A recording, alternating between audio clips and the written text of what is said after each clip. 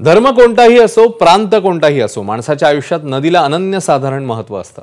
मराठवाड्यासारख्या दुष्काळी भागामध्ये नदीचं महत्त्व शब्दात व्यक्त करता येत नाही। मात्र त्याच नद्या आता संकट म्हणून वाहत आहेत। नद्यांवर पातळी सोडण्याची वेळ कोणी आणली? पाहूया एबीपी माझाच्या प्रतिनिधींचा हा खास रिपोर्ट।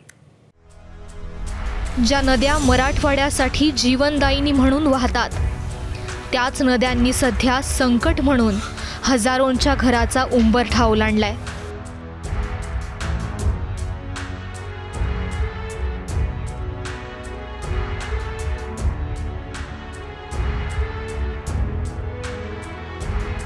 मराठवाड्याची जीवनदायिनी गोदावरी, ज्या गोदावरी नदीनं मराठवाडा समृद्ध केला, तीच गोदावरी मागच्या काही दिवसांमध्ये झालेल्या ढगफुटी सदृश पाऊस आणि प्रकल्पांमधून सोडलेल्या पाण्यामुळे कोपलेली आपल्याला पाहायला मिळते।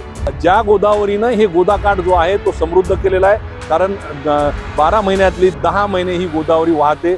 या गोदावरीवर लाखो हेक्टर सिंचन जे आहे केलं जातं आणि त्यामुळे शेतकऱ्याची कुठेतरी आर्थिक उन्नती होण्यामागे गोदावरीचा मोठा वाटा आहे। आणि मात्र मागच्या 4 दिवसांपासून ही गोदावरी आपण बघितलं तर कोपलेली आहे आणि याचं अकराळ विकराळ रूप ड्रोनच्या माध्यमातून आपण बघू शकतो। गोदावरीचं पात्र सोडून पाणी जे आहे ते शेतामध्ये गेलेलं आहे।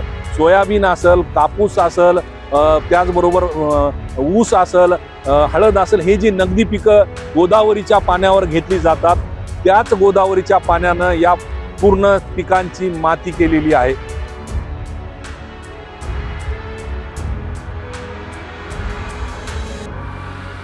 गोदाम आहे, आज कोपली आहे।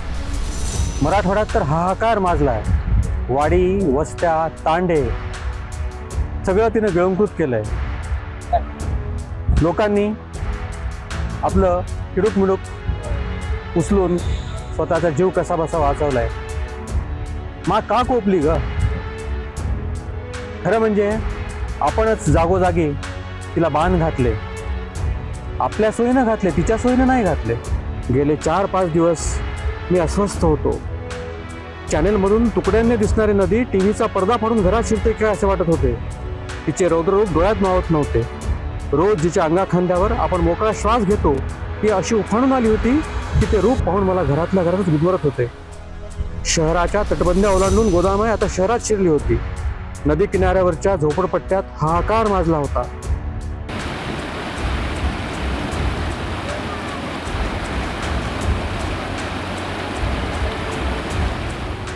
दुष्काळी म्हणून ओळख असलेल्या सोलापूर जिल्ह्याला भीमा असेल, सीना असेल, नीरा असेल, भोगावती असेल, माण असेल, अशा नद्यांनी सुजलाम सुफलाम बनवलं, ज्यामुळं सोलापूर जिल्ह्यात जवळपास 32 साखर कारखाने तयार झाले। या 32 साखर कारखान्यातून हजारो टनाचे ऊसाची गाळप व्हायला लागली। याच पद्धतीने ऊसासोबत द्राक्ष, डाळिंब, चिक्कू, पेरू, त्या केळी याच्या बागा सर्वत्र झाल्या आणि या बागातूनही करोडो रुपयाचं उत्पन्न जिल्ह्याला मिळू लागलं। मात्र ज्या नद्यांनी सोलापूर जिल्ह्याला सुजलाम सुफलाम बनवलं, त्याच नद्या आज निसर्ग चक्र पलटू लागल्यामुळं जिल्ह्याच्या जीवावर उठला आहेत का असं चित्र दिसायला लागलेलं आहे। ज्या पद्धतीने अतिवृष्टीनंतर भीमा असेल, सीना असेल, नीरा असेल या नद्यांना महापूर येत होते, भोगावतीला ज्या पद्धतीनं पूर आला, त्यामुळं लाखो हेक्टर शेती पाण्याखाली गेली, लाखो हेक्टर क्षेत्रावरील पिकं संपूर्ण पाण्याखाली गेलेले आहेत।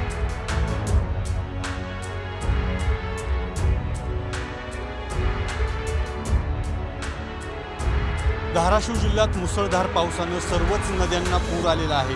सीना नदी असेल, मांजरा नदी असेल, तेरणा असेल किंवा चांदणी असेल, सगळ्याच नद्या पात्राबाहेर वाहत आहेत। आपण आता आहोत सीना नदीच्या पात्रावर। खरं पाहिलं तर 100 ते 200 फूट अंतरावर सीना नदीचं मूळ पात्र आहे। मात्र पात्र सोडून ही नदी शेतशिवारात घुसलेली आहे आणि यामुळं होत्याचं नव्हतं झालंय, शेतकऱ्यांचं मोठं नुकसान झालंय। खरं तर नदी ही नदीकाठचं शेत ही शेतकऱ्यांची मोठी जमेची बाजू असते। नदी किती महत्त्वाची असते, मात्र आज याच नदीमुळं अकराळ विकराळ रूप जे घेतलंय, त्या नदीनं शेतकऱ्याचा संसार वाहून घेतलेला आहे, शेतशिवार खरवडून नेलेलं आहे। ही नदी किती महत्त्वाची असते, मात्र आज ही जीवनदायिनी मरण घेते का काय अशी परिस्थिती निर्माण झाली आणि यांचं उभं पीक आज या नदीच्या पुरामध्ये वाहून गेलं। नदी हा नुसता पाण्याचा प्रवाह नसतो, तर ती जिथून जिथून वाहते तिथे जीवन फुलवते, संस्कृती रुजवते.